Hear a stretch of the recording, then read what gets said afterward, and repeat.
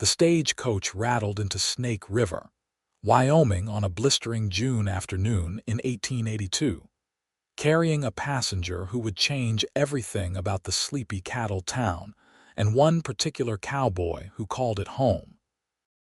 Beatrice Owens clutched her leather satchel against her chest as the wheels finally stopped turning, dust settling around the wooden frame like a veil. She had traveled 3 weeks from Boston, endured 2 train changes and this final bone-jarring ride, all to gather stories from real cowboys for her book. Her publisher had been skeptical when she proposed the project. A woman writer venturing into the masculine world of cattle drives and ranch life seemed impractical at best, dangerous at worst. But Beatrice had never let convention dictate her choices, and at 24 years old, she had already published 2 collections of regional folklore that had sold surprisingly well among Eastern readers hungry for authentic American stories. The driver offered his hand as she stepped down, her dark blue traveling dress immediately attracting attention from the handful of people moving along the dusty Main Street. She adjusted her hat, a practical wide-brimmed affair that had replaced her fashionable Boston bonnet somewhere around Nebraska, and surveyed her surroundings. Snake River consisted of a single main thoroughfare lined with wooden buildings, their false fronts giving an illusion of grandeur to what were essentially functional structures. A mercantile, a bank, 2 saloons, a hotel that looked marginally respectable, and a livery stable comprised the heart of commerce. Miss Owens, a middle-aged woman in a simple cotton dress, approached, her weathered face breaking into a warm smile. "I'm Dorothy Fletcher. You wrote saying you would need accommodations." "Mrs. Fletcher, yes." Beatrice shook her hand gratefully. "Your response was most welcome. I was not certain what to expect. We do not get many visitors, especially not young ladies from back east." Dorothy eyed her with friendly curiosity. "My husband owns the mercantile. We have rooms above the store we rent to travelers. It is clean and quiet, and I promise better meals than the hotel." As they walked toward the store, Dorothy kept up a steady stream of conversation about the town. Snake River had been established 12 years prior when the railroad pushed through the territory. The surrounding rangeland supported several large cattle operations, and the town served as a gathering point for cowboys working the various ranches. It was these working cowboys that Beatrice hoped to interview, the men who lived the reality behind the dime novels that had captured Eastern imagination. The room above the mercantile proved clean and simply furnished with a narrow bed, a washstand, and a small desk positioned near the window. Beatrice unpacked her notebooks, pencils, and the portable writing kit that had accompanied her on every research trip since she had started her career. She organized her materials methodically, preparing for the work ahead, when a commotion from the street below drew her to the window. A group of riders had arrived, 6 men on horseback leading a substantial herd of cattle down the main street. The animals kicked up enormous clouds of dust, their lowing filling the air as the cowboys guided them expertly toward the stockyards at the edge of town. Beatrice watched, fascinated by the practiced ease with which the men worked, communicating through hand signals and sharp whistles. One rider caught her attention particularly. He sat his horse with an effortless grace, his body moving in perfect rhythm with the animal beneath him. Even from this distance, she could see the confidence in every movement as he cut off a steer that tried to break from the group, turning it back with apparently minimal effort. His hat shadowed his face, but she noted his tall frame and the sun-darkened skin of someone who spent his life outdoors. "That would be the Quinn Ranch bringing in cattle for shipping," Dorothy said, entering with fresh towels. "They run one of the biggest operations in this part of Wyoming. Good people, fair employers. The man on the bay horse, that is Kyle Quinn. He runs the ranch with his father, Quinn. Beatrice seized on this information. Would they be amenable to interviews, do you think? Dorothy considered. The Quinns are private folk, but honest. If you explain your purpose, they might oblige. Kyle especially has a reputation for being fair-minded. Educated, too, went to school back in St. Louis before his mother passed, and he came home to help his father. That was about 6 years ago. The information intrigued Beatrice.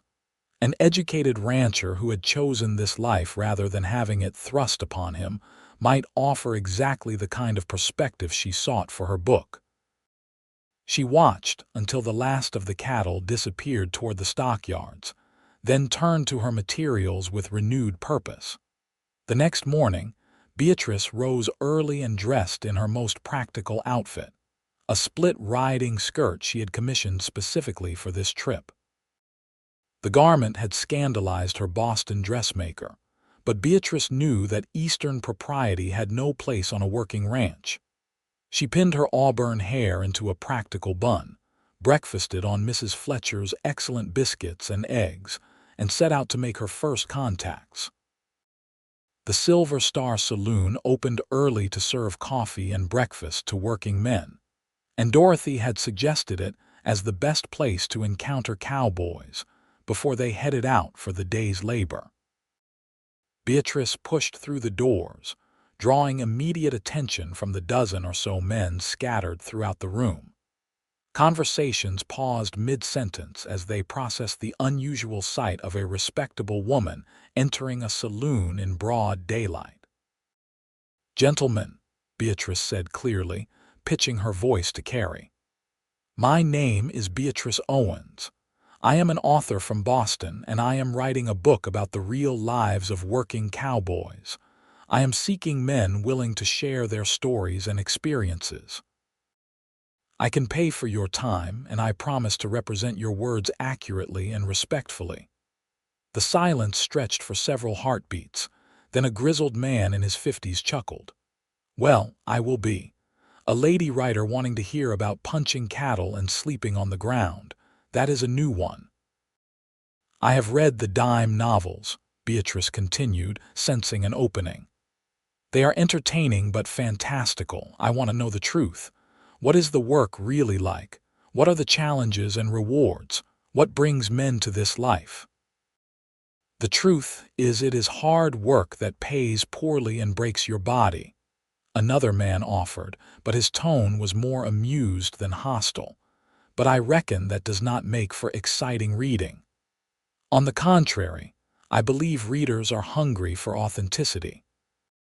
Beatrice pulled out one of her published books, holding it up. "I have made a career of collecting real stories from real people.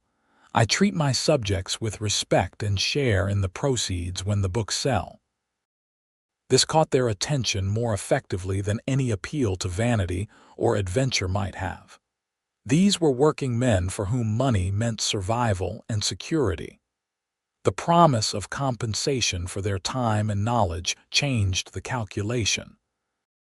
Over the next hour, Beatrice conducted 3 interviews, taking detailed notes as the men described their daily routines, the skills required for their work, and the economic realities of cowboy life. She learned about the seasonal nature of the employment, the dangers from unpredictable cattle and equally unpredictable weather, and the strong bonds formed between men who depended on each other for survival in an unforgiving environment. She was finishing her 3rd interview when the saloon doors opened again, and the cowboy she had noticed the previous day entered. In the interior light, she could see him more clearly. He stood well over 6 feet, with dark hair that curled slightly at his collar and eyes the color of summer sky. His face showed the weathering of outdoor work, but also an intelligence in the directness of his gaze. He was young, probably not more than 27 or 28, and moved with the easy confidence of someone completely comfortable in his own skin. Kyle Quinn stopped just inside the door, taking in the unusual scene of a woman sitting at a table covered with notebooks and papers, surrounded by attentive cowboys. His eyebrows rose fractionally. "Morning, Kyle," one of the men called. "This here is Miss Owens from Boston. She is writing a book about us cowboys." Kyle's blue eyes settled on Beatrice with an assessing look that made her straighten her spine. "That's so. What kind of book?" "A factual account of cowboy life," Beatrice replied, meeting his gaze steadily. "I am interested in the reality rather than the myth. The reality is not very glamorous." He moved to the bar, ordered coffee with the easy familiarity of a regular customer. "I am not seeking glamour. I am seeking truth." Beatrice stood, gathering her courage. Mrs. Fletcher had identified this man as someone whose perspective might be valuable. "Mr. Quinn, I understand you run a ranch outside town. I wonder if you might be willing to share some of your time for an interview. I can pay standard wages for the hours involved." Kyle turned, coffee cup in hand, and studied her with those disconcertingly direct eyes. "What would you want to know?" "Everything. The business aspects of running a ranch, the relationship between owners and working cowboys, the skills required, the challenges specific to this region. Your perspective as someone educated who chose this life would be particularly valuable." Something flickered in his expression at that. "Dorothy Fletcher has been talking." "Mrs. Fletcher mentioned only that you had attended school in St. Louis. If that is incorrect, I apologize." "It is correct enough." He sipped his coffee thoughtfully. "I am not much for talking about myself. I am not interested in personal history so much as professional knowledge, though of course the two often intersect." Beatrice kept her tone businesslike, sensing that flattery would not work with this man. "I promise to be respectful of your time and your privacy. If you agree to speak with me and then find the process objectionable, you can end it at any point." Kyle considered this for a long moment. Around them, the other men watched the exchange with obvious interest. Finally, he nodded. "I have to check on the cattle we brought in yesterday and settle accounts at the bank. I could spare 2 hours this afternoon if you want to ride out to the ranch. Fair warning, though, it is a working operation. Things might not be very presentable." "I am not concerned with presentation. Thank you, Mr. Quinn. What time should I meet you?" 2 o'clock at the livery. "You do ride?" "Yes." Beatrice did not mention that her experience consisted primarily of sedate rides through Boston parks. She would manage somehow. "Bring water and a hat with a good brim. Sun is fierce this time of year." With that, Kyle touched his hat brim in a gesture of farewell and headed back out into the morning heat. The other cowboys grinned at Beatrice. "Well now," the grizzled one said, "if you got Kyle Quinn to agree to talk, you must have a silver tongue, Miss Owens. He is not one for small talk or socializing. Perhaps he simply recognizes the value of his knowledge," Beatrice suggested, but inwardly she felt a flutter of nervousness about the afternoon ahead. She spent the intervening hours transcribing her morning notes into more coherent form, organizing her questions, and trying not to think too much about the horseback ride ahead. At 1:45, she returned to her room, changed into her riding skirt, and made her way to the livery stable. The stable owner, a wiry man named Tom, looked skeptical when she requested a mount. "Most of what I've got are working horses, madam, not exactly gentle ladies' mares. I need something reliable more than gentle." Beatrice hoped she sounded more confident than she felt. Tom eventually saddled a small mare named Daisy, who he claimed had the steadiest temperament in the stable. Beatrice was adjusting her satchel when Kyle arrived, riding the same bay horse from yesterday and leading a more substantial mount, a rangy gelding. "I brought Buck in case you needed a horse," he said, then noted her mare. "But I see Tom set you up. Daisy is a good choice for uncertain terrain. Beatrice could not decide if this was a compliment or a subtle jab at her riding skills. She mounted carefully, grateful for the split skirt that made the process easier, and settled into the saddle. Kyle watched without comment, then turned his bay toward the edge of town. The ride out to the Quinn Ranch took 40 minutes across increasingly open grassland.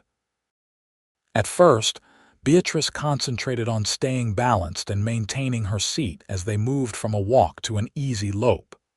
But gradually, she relaxed enough to appreciate her surroundings. The landscape possessed a stark beauty that was nothing like the cultivated greenery of New England. Here, the land rolled in gentle swells covered with grass that rippled like water in the constant wind. The sky seemed impossibly vast, an inverted bowl of brilliant blue unmarred by clouds. Kyle rode slightly ahead, clearly moderating his pace for her benefit. He did not attempt conversation, apparently comfortable with silence. Beatrice found herself studying him, noting details that might be useful for her book. The way he sat his horse spoke of countless hours in the saddle. His clothes were practical, worn but well-maintained. His gun, belt, and revolver were present but not ostentatiously displayed. Everything about him suggested competence and capability without showmanship. "You are staring," Kyle said without turning around. Beatrice felt heat rise in her cheeks. "I apologize. Professional observation. That what they call it back east?" There was amusement in his voice rather than offense. "I am trying to understand what makes a successful rancher in this environment. Observation is part of my process." "Fair enough." Kyle pointed ahead where buildings had appeared in the distance. "That is the Quinn Ranch. We run about 5,000 head of cattle across 20,000 acres. My father started with 100 head and 2 sections 30 years ago, built it up gradually." As they drew closer, Beatrice could see the ranch consisted of a main house, several barns and outbuildings, and a bunkhouse. Everything showed signs of long establishment, the buildings weathered but solid. Fenced corrals held horses and cattle, and she could see several men working near one of the barns. Kyle led her to the main house, a low structure with a wide porch that wrapped around at least 2 sides. "We can talk in the office. It is cooler than outside." He helped her dismount, his hands steady and impersonal on her waist, then led both horses to a hitching rail. The brief contact sent an unexpected jolt through Beatrice that she firmly pushed aside. She was here for research, nothing more. The interior of the house surprised her with its comfort and order.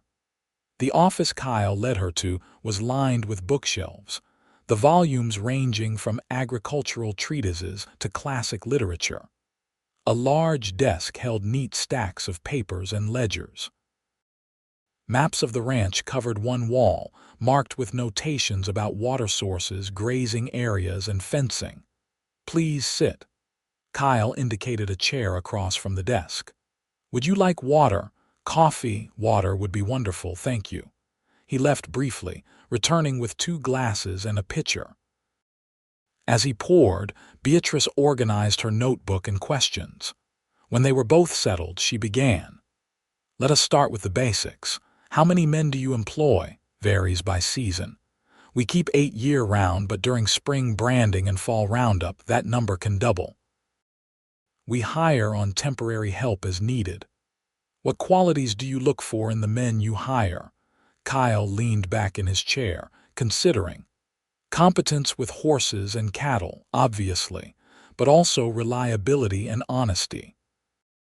Ranch work requires men who can function independently, but also work as part of a team. Someone might be the best roper in Wyoming, but if he cannot be trusted or causes friction with other hands, he is not worth the trouble. You find it difficult to find qualified workers." "Some years more than others. It is hard work for moderate pay. Men who are good at it can usually find employment, but there is a significant number who drift through, never settling anywhere long. Those men are useful for seasonal work, but not for building a stable operation. For the next hour, Beatrice asked questions, and Kyle answered them with thoughtful detail. He explained the economics of cattle ranching, the challenges of weather and disease, the complexities of managing both land and livestock over vast distances. He talked about the relationship between ranchers and the open range, the gradual shift toward more fenced operations, and the conflicts that sometimes arose over water rights and grazing territories. As he spoke, Beatrice found herself increasingly impressed not just by his knowledge, but by the way he articulated it. Kyle Quinn was clearly intelligent and well-educated, yet he had chosen to pour that intelligence into building something in this remote corner of Wyoming rather than pursuing opportunities back east. There was a passion beneath his measured words when he talked about the land and the work. "Why did you come back?" The question slipped out before Beatrice could censor it. "Mrs. Fletcher mentioned you were in St. Louis studying. Why give that up?" Kyle was quiet for a moment, his expression becoming more closed. "My mother died. My father needed help. It was not complicated. But you stayed after the immediate crisis passed. You could have returned to your studies. I discovered I preferred this life." His tone made clear that this line of inquiry was finished. Beatrice let it drop, returning to safer questions about ranch operations. But she found her curiosity piqued. What had really brought him back and kept him here? And why did he seem almost defensive about it? The light outside had shifted toward late afternoon when Kyle finally stood, indicating the interview portion was concluding. "I need to check on my men before evening chores. You are welcome to stay for supper if you want to observe more of ranch life. I would not want to impose. No imposition.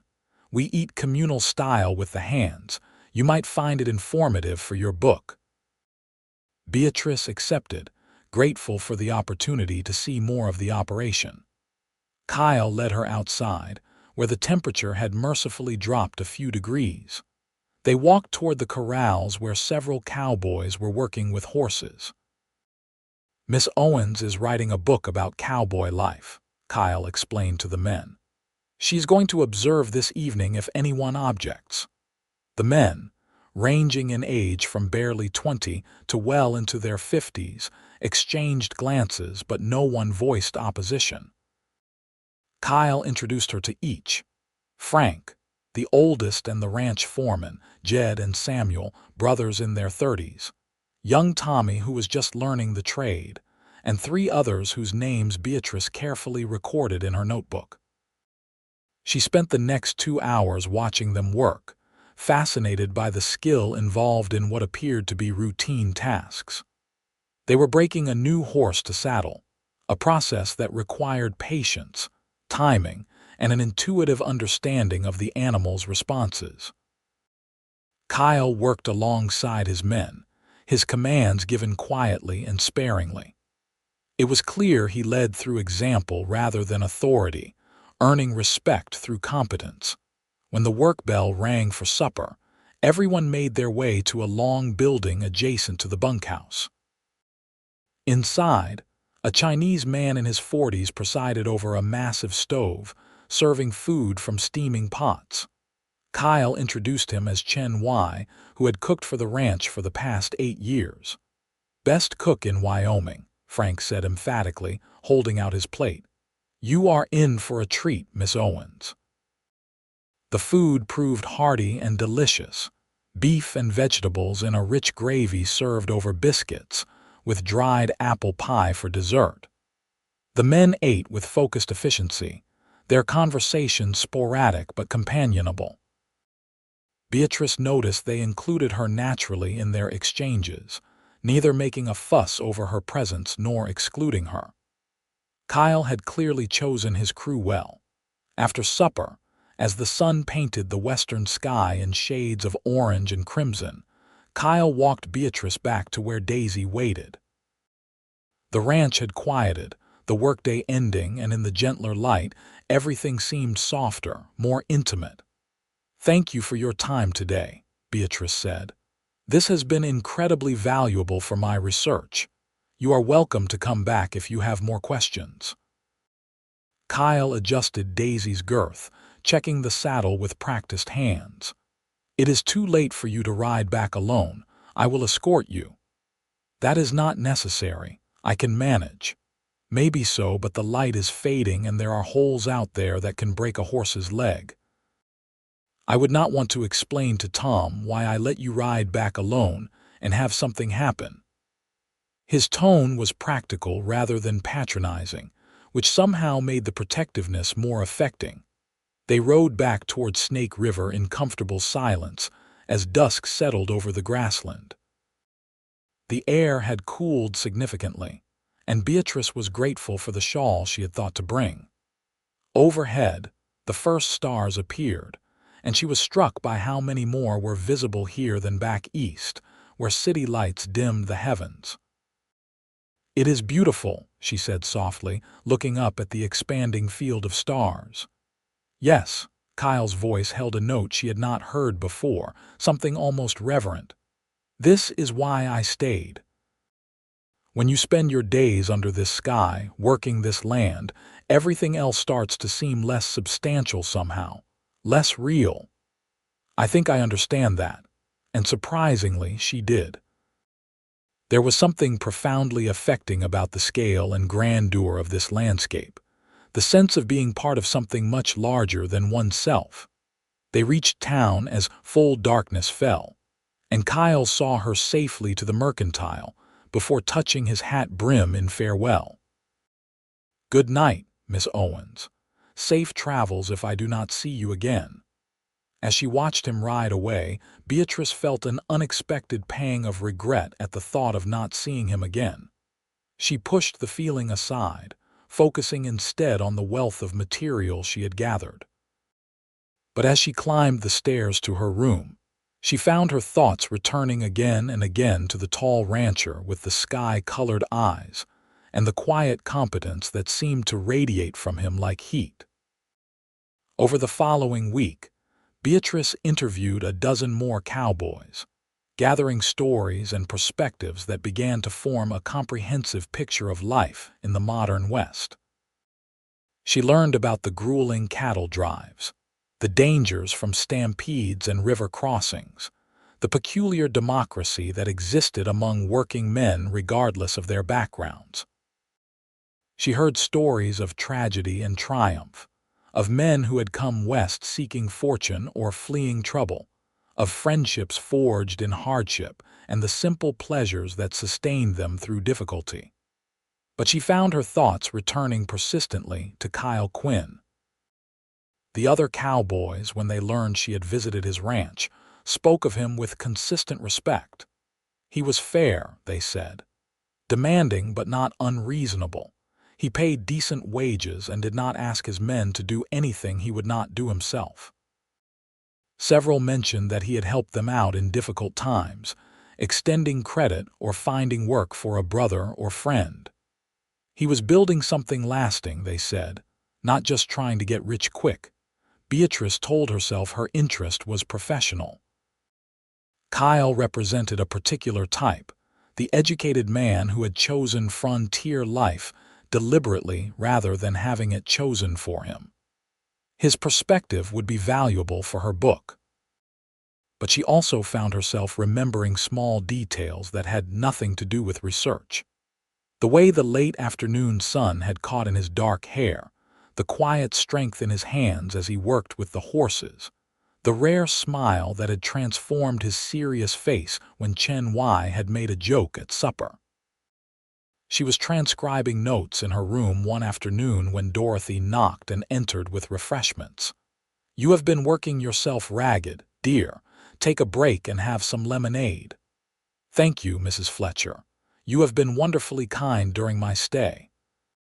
"It is nice having another woman to talk to." Dorothy settled into the chair near the window. "How is your book coming along? Well, I think. I have gathered far more material than I expected. The men have been generous with their time and stories, including Kyle Quinn. Dorothy's expression was innocently curious, but her eyes held a knowing glint. Beatrice felt heat rise in her cheeks.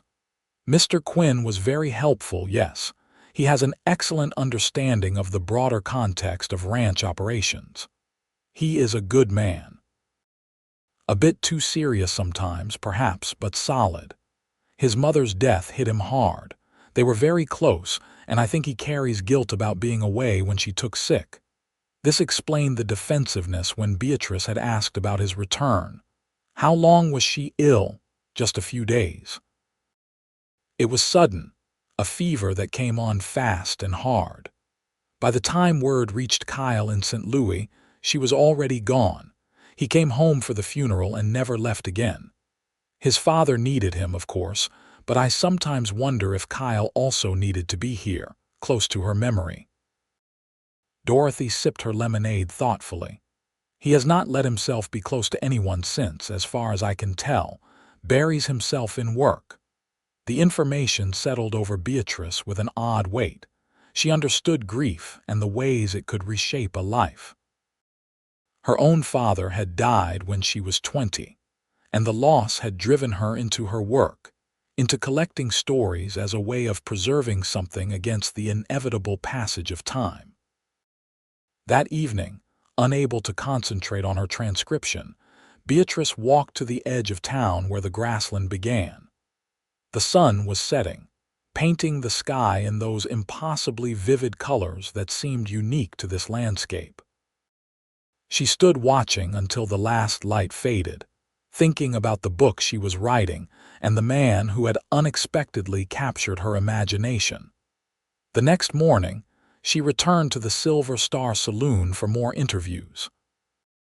She was speaking with a cowboy who had worked on the Great Trail drives up from Texas when Kyle entered. Their eyes met across the room, and Beatrice felt her heart accelerate inexplicably. Kyle approached her table after getting his coffee.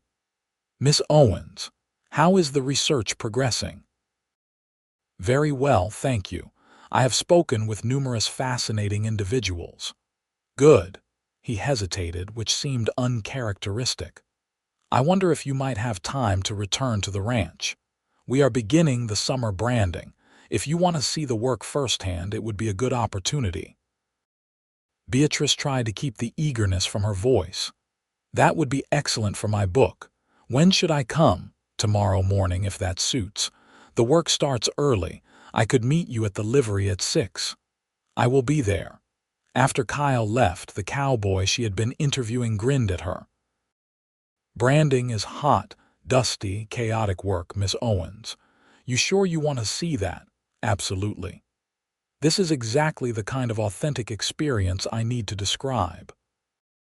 But as she returned to her room to prepare, Beatrice had to admit that her eagerness had less to do with research and more to do with the prospect of spending another day near Kyle Quinn. The next morning dawned clear and already warm. Beatrice dressed in her riding skirt and most practical blouse, braided her hair securely, and was waiting at the livery when Kyle arrived precisely at 6. He looked surprised to see her ready.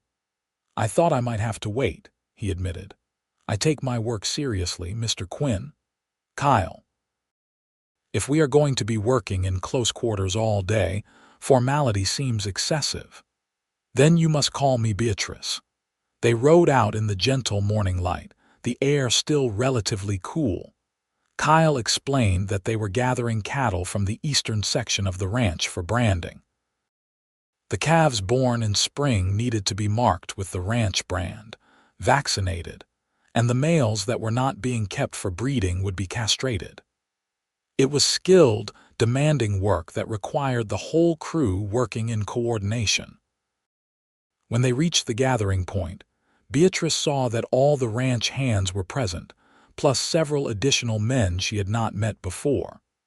Temporary help, she surmised, hired for the intensive seasonal work. The cattle were already milling in a large makeshift corral, the calves staying close to their mothers, their bawling filling the air. "Stay near the fence," Kyle instructed. "The cattle can be unpredictable, especially the mothers protecting their calves. If anyone tells you to move, do it immediately without question." Beatrice nodded, understanding this was not patronizing but practical safety advice. She positioned herself where she could observe but not interfere, notebook ready. The work began in earnest. Two men on horseback would cut a calf from the herd, roping it and dragging it to where other men waited. They would wrestle the calf down, one man holding the head while another handled the feet. Kyle worked the branding iron, applying the ranch mark with quick precision. Another man administered vaccine. The entire process took less than a minute per calf, a testament to the crew's efficiency. Then the calf was released to scramble back to its mother. The work was indeed hot, dusty, and chaotic, but also oddly rhythmic. The men moved with practiced coordination, each knowing his role and executing it without wasted motion. Beatrice took notes frantically, trying to capture the sensory details. The smell of singed hide, the bellowing of cattle, the shouts of men communicating over the noise, the clouds of dust that hung in the air making everyone appear ghostly.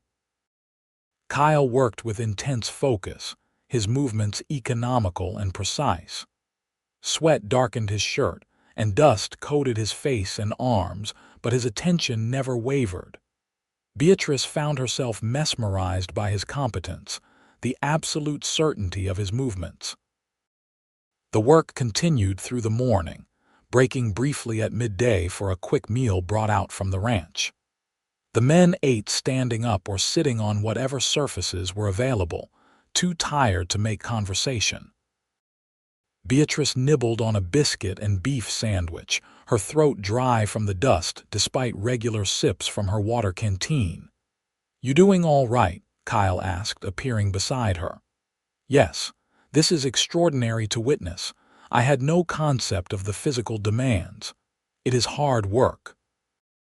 He wiped his face with a bandana, leaving clean streaks through the dust. "We should finish up in another few hours. The coordination required is remarkable. How long does it take to train someone to work at this level? Depends on the person and whether they have natural aptitude. Some men never quite get it, others seem born to it." He looked at her with curiosity. "You are not what I expected when you said you were writing a book. What did you expect? Someone more timid, I suppose, or more judgmental of the realities. This is not gentle work. The branding hurts the calves, the castration definitely does, but it is necessary for running a viable operation." "I am interested in reality, not romance," Beatrice said. "Though I admit this is more physically intense than I anticipated, but that makes it more important to document accurately." Something shifted in Kyle's expression, a warming that made her breath catch. "I am glad you came today," he said simply, then returned to work before she could respond. The afternoon stretched long and hot. Beatrice's clothes were thoroughly dusty, her throat raw despite frequent water, and she suspected she would be sore tomorrow from standing in one position for hours. But she kept observing, kept taking notes, determined to capture every detail. When the last calf had been processed and released, the men began the work of dismantling the temporary corral and checking the herd for any animals that needed additional attention. The cattle, calves reunited with mothers, gradually settled and began grazing. The frantic energy of the day eased into quieter satisfaction of work completed. Kyle walked over to where Beatrice stood, his exhaustion evident but also a sense of accomplishment. "Well, you survived a branding day. That is something most Eastern ladies cannot claim." "I am not most Eastern ladies." "No," he agreed, his blue eyes steady on hers. "You are not. The moment stretched between them, charged with something Beatrice could not quite name. Then Frank called for Kyle's attention on something, and the spell broke. "I should get you back to town before full dark," Kyle said. "Give me a few minutes to settle things here." The ride back was quieter than the morning journey. Both of them were tired, coated in dust, and oddly comfortable in the silence. As they reached Snake River, Kyle slowed his horse. "Beatrice, would you have dinner with me tomorrow evening? Somewhere other than the saloon. There is a restaurant at the hotel that serves decent food." Her heart jumped at the invitation, which was clearly personal rather than professional. "I would like that. 7 o'clock. Yes." They parted at the livery, and Beatrice climbed the stairs to her room feeling lighter despite her exhaustion. She heated water for washing, scrubbed away the day's dust, and only then allowed herself to think about what his invitation meant. Kyle Quinn was asking to spend time with her outside the context of her research. He was interested in her as a woman, not just as an author documenting his world. The realization sent a thrill through her that was both exciting and terrifying. She barely knew him, she reminded herself. A few conversations and 2 days of observation hardly constituted the foundation for anything serious. And yet she could not deny the connection she felt, the way her awareness sharpened when he was near, the way his rare smile seemed to illuminate something inside her. Dorothy noticed her distraction at breakfast the next morning. "You seem pensive, dear." "I am having dinner with Kyle Quinn this evening." Dorothy's face lit with delight. "Are you? Well, that is wonderful. Kyle needs someone to remind him there is more to life than work and responsibility." "It is just dinner." "Perhaps, but sometimes that is how the best things begin." Beatrice spent the day ostensibly working on her notes but mostly watching the hours crawl toward evening. She dressed carefully in her best dinner dress, a deep green silk that complemented her auburn hair, and took extra care with her appearance. When she descended the stairs at 6:45, Dorothy gave her an approving nod. Kyle was waiting at the hotel restaurant, and Beatrice felt a flutter of pleasure at the obvious effort he had made with his appearance. He wore clean dark trousers, a white shirt, and a vest, his hair still damp from washing. When he saw her, something kindled in his expression that made her feel beautiful despite the simplicity of her dress. "You look lovely," he said simply. "Thank you. You clean up well yourself." The restaurant was modest but clean, with checkered tablecloths and candles on the tables. They ordered steak and potatoes, safe choices, and for a few minutes simply looked at each other across the table. "I feel like I should be more practiced at this," Kyle admitted. "Social conversation is not my strength." "We could talk about cattle if that would be more comfortable," Beatrice suggested with a smile. He laughed, a genuine sound that transformed his face. "I would rather learn about you. What made you decide to become a writer?" Beatrice found herself explaining how she had started collecting stories from immigrants in Boston, fascinated by their diverse experiences and perspectives. How she had discovered a market for authentic accounts of American life, and how the work had evolved from a hobby into a profession. She told him about her father's death and how writing had become a way to process grief and find purpose. "I understand that," Kyle said quietly. "Using work as a way to manage loss, it is easier than sitting still with the feelings. Your mother, Dorothy, has been talking." But he did not sound upset. "Yes, my mother was the heart of this family. When she died, everything felt off balance. Coming home, throwing myself into ranch work was a way to feel connected to something again, to feel useful." "Do you regret leaving your studies?" Kyle considered the question seriously. "Sometimes I wonder what path I might have taken if circumstances had been different. But no, I do not regret being here. This land, this life, it is part of who I am. I just lost sight of that for a while when I was younger." They talked through dinner and dessert, the conversation flowing more easily than Beatrice would have predicted given Kyle's admitted discomfort with socializing. He asked thoughtful questions about her work, her observations of the West, her plans after this research trip concluded. She found herself telling him about her hopes of establishing herself as a serious author, not just someone writing regional curiosities, but documenting important aspects of American experience. "I think you will succeed," Kyle said. "You have the determination for it, and the integrity to tell true stories rather than what people want to hear. That means a great deal coming from you." After dinner, Kyle walked her back to the Mercantile through the quiet streets. The night was clear and mild, stars brilliant overhead. At the base of the stairs, they paused. "Thank you for this evening," Beatrice said. "I enjoyed it very much." "So did I." Kyle hesitated, then said, "I have to make a supply run to Cheyenne next week. It is about a day-and-a-half journey each way. I wonder if you might want to come along. You could see more of the territory, and Cheyenne has a proper library if you need to check any references for your book." "That sounds wonderful. It would mean being away overnight. Separate rooms, of course, everything proper, but I wanted to be clear about the arrangements before you agreed."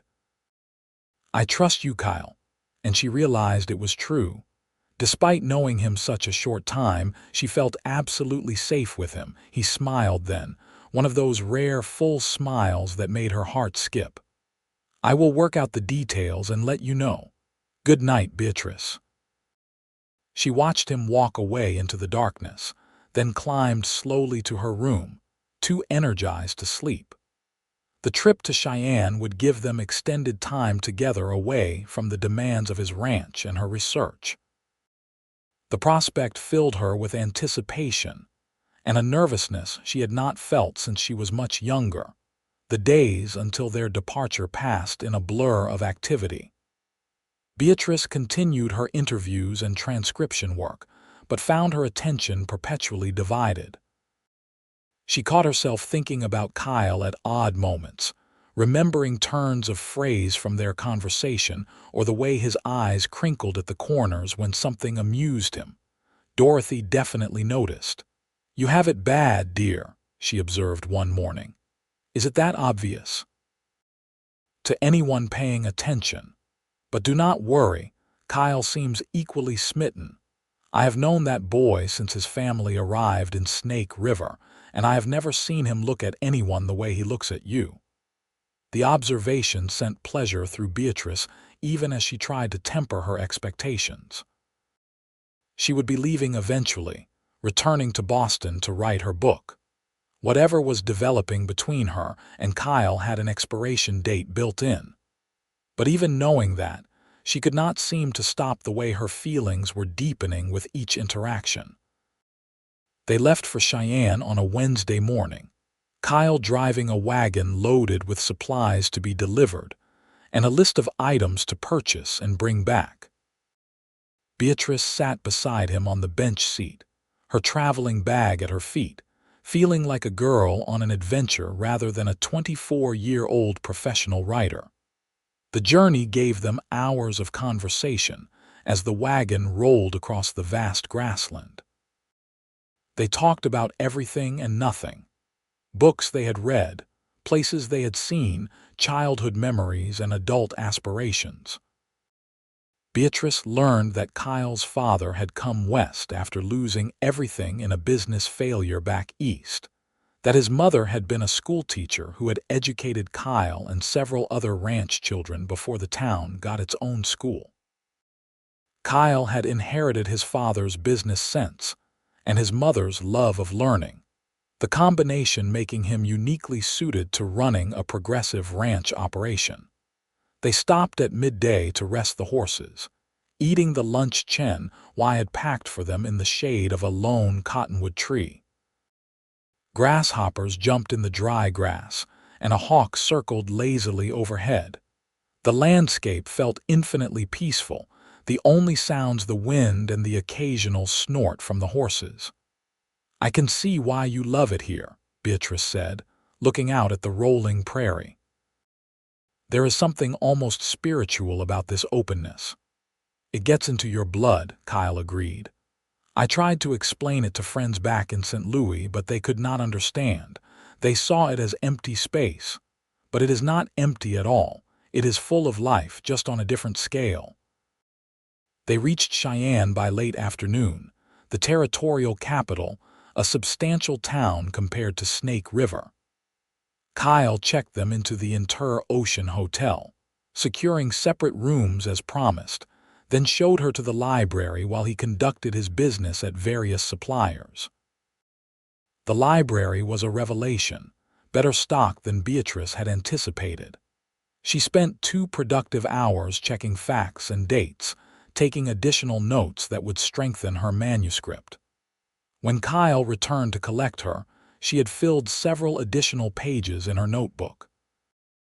Over dinner that evening at a restaurant notably fancier than anything Snake River offered, Kyle asked about her timeline for completing the book.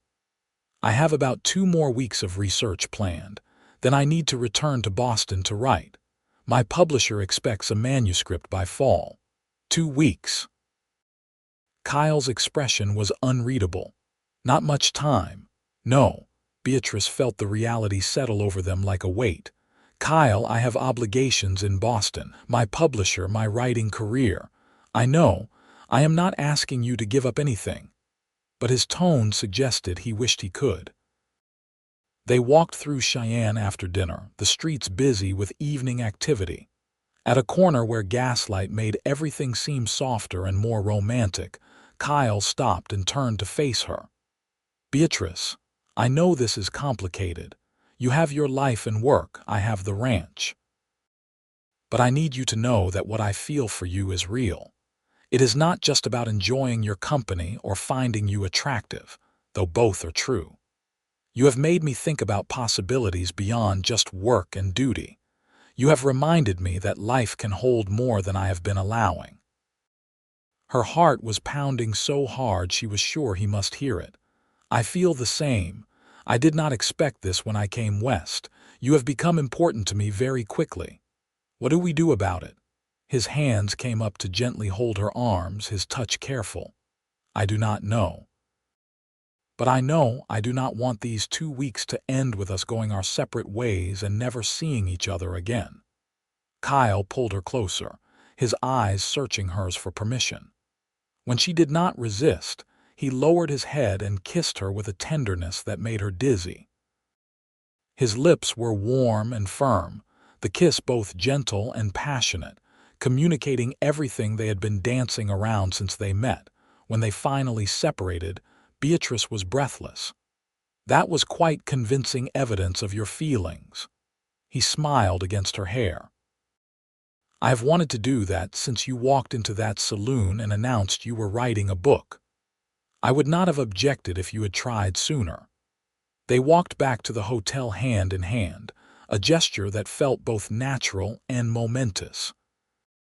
At her door, Kyle kissed her again, longer this time, his hands tangling in her hair, but he pulled back before things could progress beyond propriety. "Good night, Beatrice. Sleep well. You too." But she knew neither of them would sleep easily. Not with so much newly acknowledged emotion between them, and so many unresolved questions about what came next. The return journey to Snake River the following day had a different quality, weighted with awareness and touch.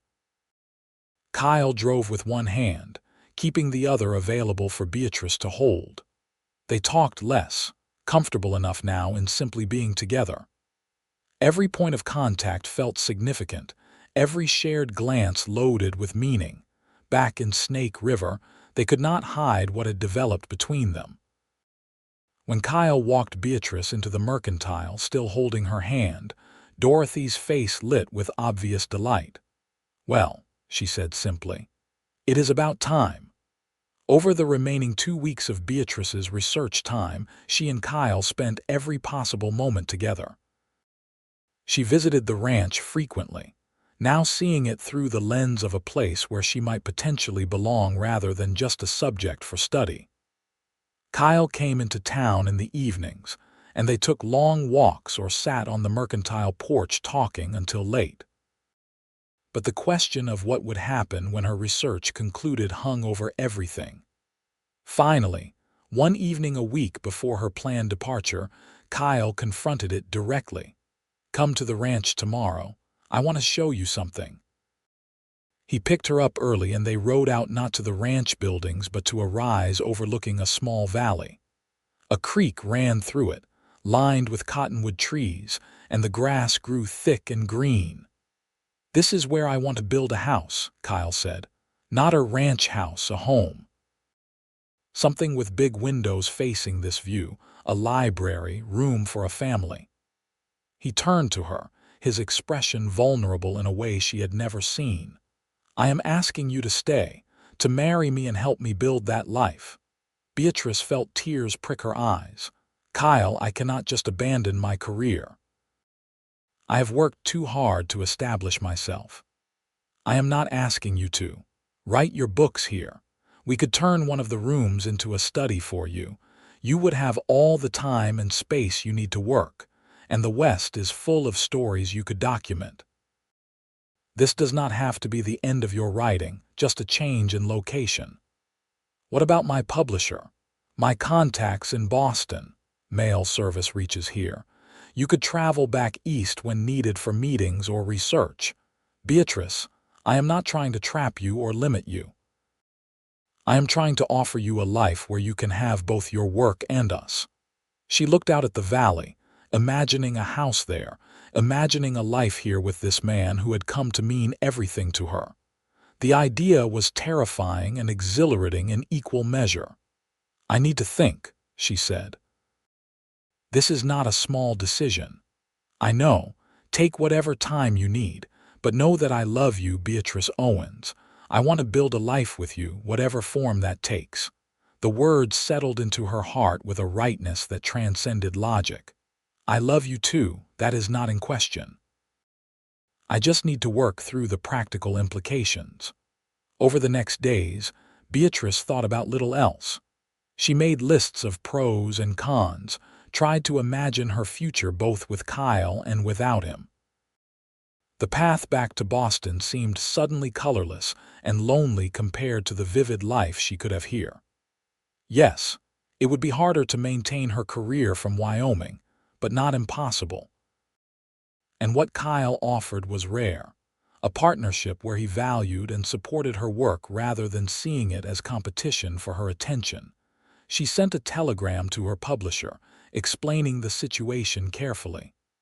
His response came 2 days later. "Follow your heart. Good writers produce good work wherever they are. We'll support whatever you decide." That evening, she rode out to the ranch. Kyle was in the barn checking on a mare about to foal, and he looked up with anxious hope when she entered. "Yes," Beatrice said simply. "My answer is yes." Kyle crossed the distance between them in 3 strides, sweeping her into his arms and spinning her around. "You mean it. You will stay. I will stay. I will marry you and build that house and write my books and learn to be a rancher's wife. I will build a life here with you." He kissed her then with a joy and passion that left no doubt about his feelings. When they finally came up for air, both were grinning like fools. "We should tell my father," Kyle said. "And Dorothy will want to help plan the wedding, and we need to figure out timing." "We should finish my current book first," Beatrice suggested practically. "That gives us a few months to plan properly and make arrangements." They walked hand in hand to the main house, where Kyle's father was reviewing ledgers. Jonathan Quinn looked up, took one look at their faces, and smiled. "About time, son. I was starting to think you would never get around to asking her. You knew I have eyes, and I remember what falling in love looks like." He stood and shook Beatrice's hand warmly. "Welcome to the family, my dear. I hope you know what you are getting into." "I am beginning to," Beatrice said, smiling up at Kyle. the news spread through Snake River with the speed of wildfire. Dorothy cried with happiness and immediately began making plans. The other cowboys congratulated Kyle with the rough affection of men who cared for him. Chen Wai announced he would prepare a special wedding feast. The whole town seemed invested in the romance that had developed in their midst. Beatrice finished her research and began organizing her notes for writing. She was sitting at her desk one afternoon when a thought struck her. This story, her story with Kyle, was part of the larger story she was documenting. She was not just observing the West anymore, she was becoming part of it.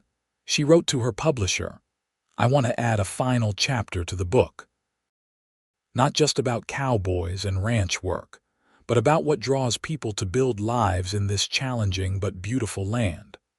About how the West offers not just economic opportunity, but the chance to reinvent oneself, to build something lasting.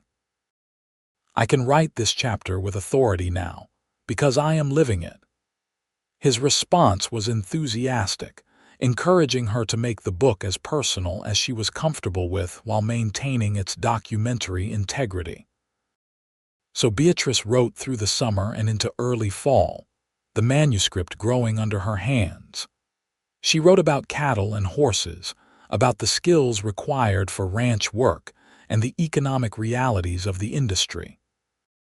But she also wrote about the men who chose this life, about their courage and competence and the code of honor that governed their world. And in the final chapter, she wrote about finding love in unlikely places, about the courage required to choose an uncertain path when your heart demands it. Kyle read each chapter as she completed it, offering suggestions and corrections, proud of her work and supportive of her process. They spent the evenings planning their future, designing the house they would build, talking about the life they wanted to create. They were married in October, when the worst of the summer heat had passed, but winter had not yet arrived. The ceremony took place in Snake River's small church, with most of the town in attendance. Dorothy cried openly, and even hard-bitten cowboys were seen wiping their eyes. Beatrice wore a simple but elegant dress in cream-colored silk, and Kyle wore a new suit that made him look devastatingly handsome. When the minister pronounced them husband and wife, Kyle kissed her with a tenderness that promised everything she had hoped for and more. The reception at the town hall featured Chen Wai's promised feast, fiddle music, and dancing that lasted into the night. They spent their wedding night at the ranch in Kyle's room, which would be temporary quarters until their house was built. Making love with Kyle proved every bit as passionate and tender as Beatrice had imagined, and she fell asleep in his arms feeling more content than she had ever been. The manuscript for her book was finished by Christmas and sent off to her publisher in Boston. While they waited for it to be released, they focused on building their life together. Kyle had hired an architect from Cheyenne to turn their ideas into proper plans for the house, and construction began in early spring. Beatrice threw herself into learning ranch management, working alongside Kyle and discovering she had more aptitude for it than she had expected. She learned to keep books, to judge cattle quality, to treat minor injuries and ailments in both animals and humans. She earned the respect of the ranch hands through willingness to learn and contribute rather than standing on ceremony as the boss's wife. She also continued writing, keeping journals of ranch life and beginning to collect stories for a second book about Western women. The lives of pioneer wives, female homesteaders, and the women who had built civilization in wild places fascinated her, and she found willing interview subjects throughout the region. Her book was published in late summer of 1883 to excellent reviews. Critics praised its authenticity and vivid detail, noting that Owens had managed to capture the reality of cowboy life without romanticizing or condemning it. The book sold well, particularly in eastern cities where readers remained fascinated by the West, and her publisher immediately contracted for 2 more books. Kyle surprised her by taking the train east with her when she went to Boston for book promotion meetings. He had never been comfortable in cities, but he wanted to support her career and meet the people who had been so important to her life before they met. "Besides," he said as they checked into their Boston hotel, "I want to see where you came from. The places that shaped you before you came west and found me." She showed him her favorite bookshops and libraries, the immigrant neighborhoods where she had first collected stories, the publisher's office where she had fought for her career. Kyle was fascinated by everything, asking questions and listening with the same focused attention he brought to all his endeavors. "I can see why you succeeded here," he said after meeting her publisher. "You have the determination and intelligence to succeed anywhere. I am just grateful you chose to bring those qualities to Wyoming." They returned home after 2 weeks, both happy to be back in the open spaces and clean air. Their house was nearly complete, a beautiful structure with the large windows Kyle had promised, and a dedicated study for Beatrice lined with bookshelves and flooded with natural light. They moved in just before their first anniversary, hosting a celebration that brought together ranch hands, town friends, and neighboring ranchers. As Beatrice looked around at the people filling their new home, at Kyle standing by the fireplace talking easily with his father, she felt a deep sense of rightness about every choice that had brought her to this moment. The next years brought challenges and joys in equal measure. The ranch thrived under Kyle's management, expanded and improved by his combination of traditional knowledge and innovative thinking. Beatrice published 2 more books, her reputation as a documentarian of Western life growing with each work. She became known for the empathy and accuracy she brought to her subjects, for telling authentic stories that educated as well as entertained. Their first child, a son they named Thomas after Kyle's grandfather, was born in the spring of 1885. Beatrice discovered that writing with an infant in the house required different strategies than she had employed before, but she adapted. Kyle was an involved father, teaching their son to ride almost before he could walk, reading to him from the extensive library they had built together. 2 years later, they welcomed a daughter, Sarah, whose red hair marked her as Beatrice's child even as her fearless temperament reflected her father. Watching Kyle with their children, patient and loving and fully present, Beatrice fell in love with him all over again. They built a rich life together, full of work and family and the deep satisfaction of creating something lasting. Beatrice continued writing, documenting the changing West as barbed wire and railroads transformed the open range. Kyle expanded the ranch carefully, never overextending but always improving, building something that could be passed to future generations. On their 10th anniversary, they rode out to the rise where Kyle had first proposed. The house they had dreamed of stood complete in the valley below, smoke rising from its chimney, children's voices carrying on the wind. "Any regrets?" Kyle asked, his arm around her waist. Beatrice leaned into his solid warmth, looking out at the life they had built. "Not a single one. You were right that day. This land gets into your blood. I cannot imagine being anywhere else now." "You became the greatest chapter of my life," Kyle said softly. "Everything good that has happened started the day you walked into that saloon announcing you were going to write a book about cowboys." "And you became mine," Beatrice replied. "I came west to document other people's stories and ended up living the greatest story of all." He kissed her then, a kiss that held a decade of love and partnership and shared dreams.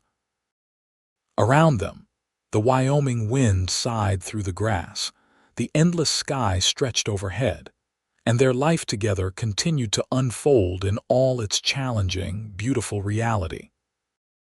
Their children grew, and eventually Thomas took over more of the ranch operations while Sarah surprised everyone by becoming a teacher like her grandmother, educating ranch children throughout the region. Beatrice published 7 books over her career, each one adding to the growing body of authentic Western literature. Her work helped shape how the rest of the nation understood the West, countering the sensational fiction with careful documentation of real lives and real challenges. Kyle remained her partner in everything, supporting her work while building the ranch into one of the most successful operations in Wyoming. Together they weathered droughts and harsh winters, celebrated births and mourned deaths, built friendships, and contributed to their community in countless ways. As they aged together, gray appearing in both their hair, Beatrice sometimes marveled at how a simple research trip had transformed her entire life. She had set out to interview cowboys for a book, and had found instead a home, a family, and a love that had sustained her through decades of life's complexities.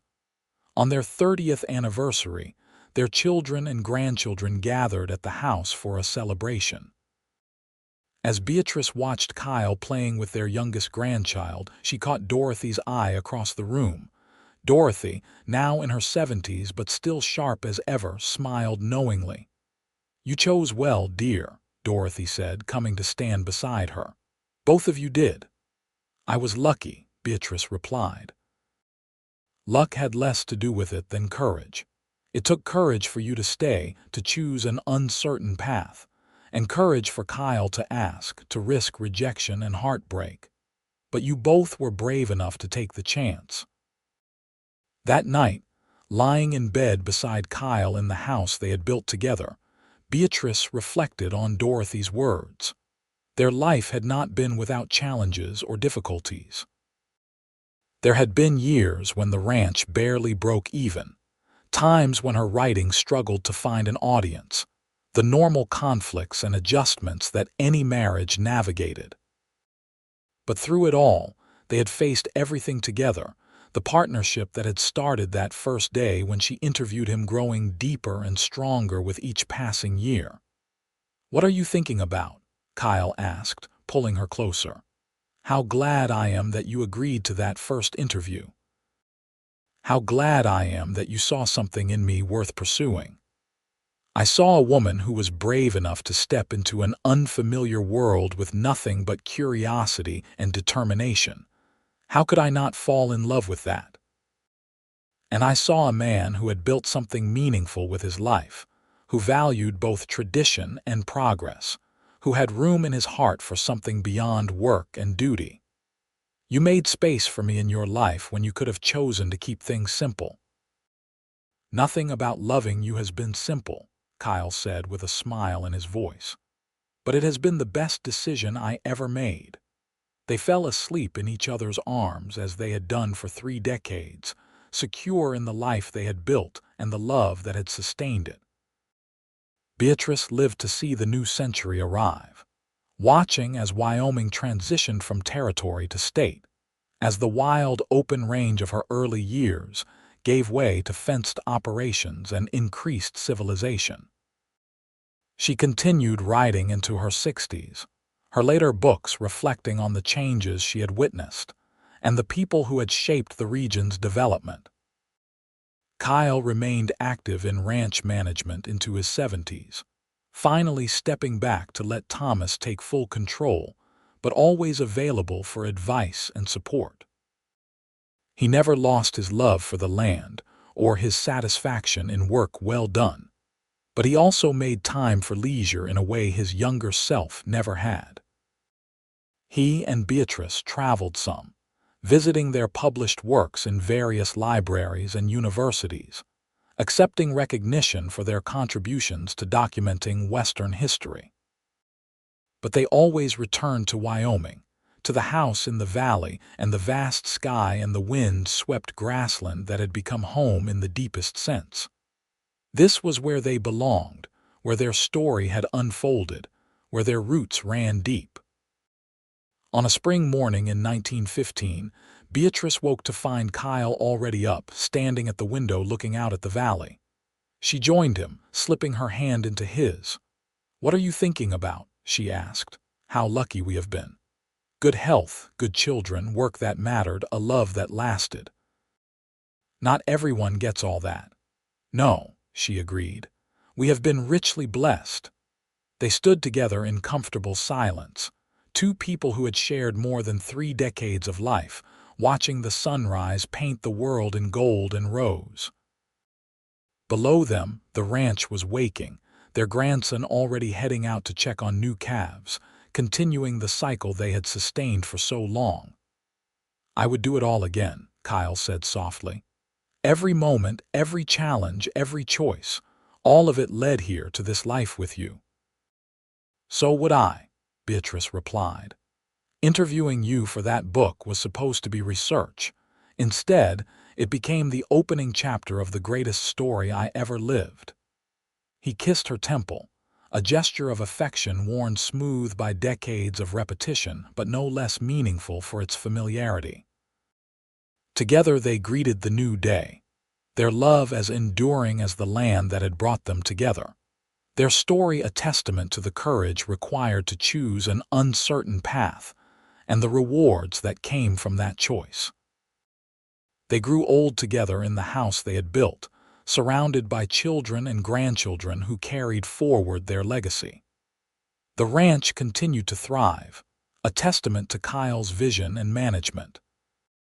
Beatrice's books remained in print, continuing to educate new generations about the authentic West and the people who had built it. When Kyle passed peacefully in his sleep at age 79, Beatrice mourned deeply, but also celebrated a life fully lived and a love that had never wavered. She lived another 4 years, spending them compiling their letters and journals into a final book that told their love story, alongside the story of the West they had helped build. Their great-grandchildren would grow up hearing the story of how their great-grandmother had come from Boston to interview cowboys and found instead the love of her life. How she had been brave enough to choose an uncertain future, and how that choice had shaped generations of their family. The house in the valley stood for nearly a century, a landmark that locals pointed out as the Quinn place, where a famous writer and successful rancher had built an extraordinary life together. The books Beatrice had written remained valued historical documents, her careful documentation providing insights into a period of American history that might otherwise have been lost to myth and exaggeration. But beyond the tangible legacy of property and published works, Kyle and Beatrice left something more precious.